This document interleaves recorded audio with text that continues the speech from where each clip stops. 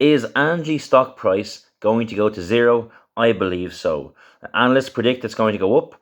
I believe it's going to go down. At the moment, it's $1.70. And at the moment, they have professionals that pay them money up front.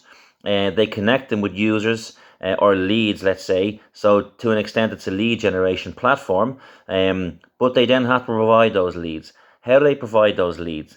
It's through a few mechanisms. One, e-zines that go out to existing users and potentially new users, potential customers, through social media, but their social media doesn't seem to be very proactive.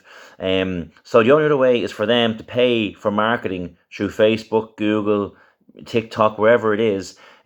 So to an extent, they are just online marketeers, and then they try to make money off selling the leads to plumbers, tradesmen, roofers, whoever the case may be. But here's the kicker: all these roofers are happy to pay millions, probably billions of dollars, to Google and to Facebook, but they are not happy to pay even a small amount to Angie, because Angie is just the middleman between Google and that professional. Now, you could say that professional doesn't know how to manage online ads, online advertising, or marketing, and so they would generally waste money with Google. But the point is that Angie isn't really getting them their leads. Like, those leads have to pay for the payment, the money that Angie would get off the professionals. And the professionals don't seem to be happy, and the users don't seem to be happy either, because they'll just go to Google versus going to Angie.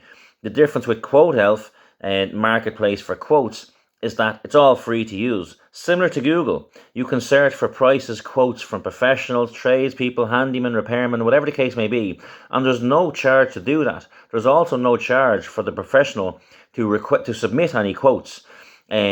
If a quote gets converted, which is generally 1 out of 5 times, there's a 5% fee currently, but that's quite reasonable. And also, there's a chance that you might get a refund if there's an issue that in the end the quote doesn't get through. But the point is that with Angie, it's pay us the money up front. We will try to give you leads. We won't promise to give you leads. We will then take your money and try to spend that money on Google to generate sales for you. But the problem is that when you try to generate sales through Google marketing, it's not a case of pay €1 and generate €10 in sales.